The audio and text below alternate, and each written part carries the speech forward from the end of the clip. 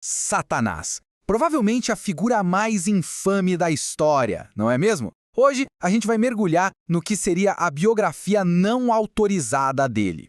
Olha, a imagem dele está por toda parte. O grande inimigo, o adversário cósmico. Mas a história de como ele surgiu é muito, mas muito mais surpreendente do que se imagina. Então vamos lá, vamos mergulhar nisso. É isso mesmo. A figura que a maioria das pessoas associa ao mal supremo, o diabo, ele simplesmente não existe dessa forma na Bíblia hebraica. Então, peraí, se ele não começou lá, de onde ele veio? É exatamente isso que a gente vai desvendar agora.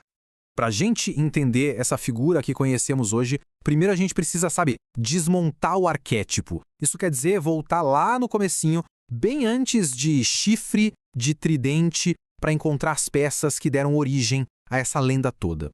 E essa nossa jornada começa não com um demônio, mas com algo bem mais burocrático, digamos assim, um cargo. Vamos dar uma olhada em como o adversário original funcionava lá nos textos mais antigos. Olha que interessante isso aqui. A palavra em si, Satã, em hebraico, não é um nome próprio. É uma função. Pensa nisso como o promotor ou o acusador. Era um papel que alguém cumpria. Um cargo mesmo. E aqui a gente vê essa figura em ação. Em textos como o livro de Jó, por exemplo, o Satã não é um rebelde. Pelo contrário, ele é um membro da corte celestial de Deus. A função dele era testar a integridade da humanidade e, relatar os resultados. Então o ponto-chave é esse, pessoal. O Satã original não estava em guerra com Deus. Na verdade, ele trabalhava para Deus, cumprindo um papel bem específico, ainda que meio desagradável, na administração divina. Ok, então como é que a gente sai de um funcionário celestial e chega no príncipe das trevas? Essa transformação toda acontece num período de, uma criatividade literária absurda. Vamos explorar isso. Dá uma olhada nessa linha do tempo. Esse período, entre o fim do Antigo Testamento e o começo do Novo, é a chave. Essa era, conhecida como o período do Segundo Templo, foi um terreno super fértil para novas ideias. Como não tinha uma autoridade religiosa central tão forte, os escritores se sentiram muito mais livres para explorar e expandir as narrativas que já existiam. A intenção não era reescrever as escrituras, mas sim preencher as lacunas, O que aconteceu com os anjos que caíram? De onde vem o mal? Eram essas as perguntas que eles estavam tentando responder. E as respostas que eles criaram? Elas mudaram tudo. E aqui a gente vê a primeira grande virada. Textos como o livro de Enoque pegam aquele cargo, o Satã, e transformam numa categoria de seres. De repente, não tem mais só um acusador, mas vários satanases. E eles já não são funcionários, são adversários que precisam ser combatidos. E não para por aí. Além dos satanases, esse período viu nascer uma galeria inteira de novos vilões. Nomes como Azazel, Mastema, Belial começaram a pipocar na literatura, cada um com sua própria história e seu papel de líder das forças do mal. O que acontece em seguida é quase um processo de fusão, de mescla.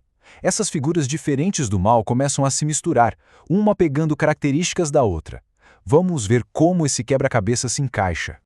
Vamos dar uma olhada nas peças. Em Enoque, a gente tem Azazel, o líder da rebelião dos anjos. No livro dos Jubileus, tem o Mastema, que pede a Deus permissão para tentar a humanidade. E lá nos manuscritos do Mar Morto, Belial é o líder cósmico da escuridão. Cada um deles contribui com o elemento fundamental para o que mais tarde se tornaria o Satanás. E a linguagem usada para descrever esses seres era, super poderosa, super dramática. Essa citação de Enoque mostra o Azazel não só como um adversário, mas como um prisioneiro cósmico, condenado à escuridão pelo próprio Deus. E com isso, as fronteiras entre esses personagens começaram a ficar meio borradas. Os escritores da época passaram a usar os nomes e as histórias de forma quase intercambiável. E assim, aos poucos, esses fios narrativos separados foram sendo trançados, formando uma única e complexa tapeçaria do mal. Então, o que a gente tem é essa grande fusão. O líder dos anjos caídos, o acusador celestial e até a serpente lá da história do Jardim do Éden, que originalmente nem nome tinha, todos eles foram, aos poucos, sendo colocados debaixo do mesmo guarda-chuva. Eles se tornaram diferentes facetas da mesma entidade. E é assim que, depois de séculos de evolução literária, durante o período do Segundo Templo, o palco fica pronto, todas as peças já estavam no tabuleiro para a chegada da figura que a gente conhece hoje. Para resumir, a evolução foi mais ou menos assim. Primeiro começou com a função, um cargo de acusador. Depois veio a expansão, com novas histórias sobre anjos caídos e outros líderes do mal. Aí veio a fusão, quando os escritores começaram a misturar essas narrativas. E por fim, a solidificação, com o Novo Testamento apresentando um único e unificado arqui-inimigo, Satanás. Ou seja, quando os autores do Novo Testamento falam de Satanás, eles não estão tirando um personagem do nada. Eles estão, na verdade, se baseando em séculos de desenvolvimento narrativo que transformaram um simples cargo em hebraico no maior vilão da história. No fim das contas, essa jornada de Satanás, de funcionário a arqui-inimigo, é uma prova incrível de como as histórias evoluem. E isso nos leva a uma pergunta importante, né? Como será que as histórias que a gente conta hoje estão, agora mesmo, moldando a compreensão do bem e do mal para as próximas gerações?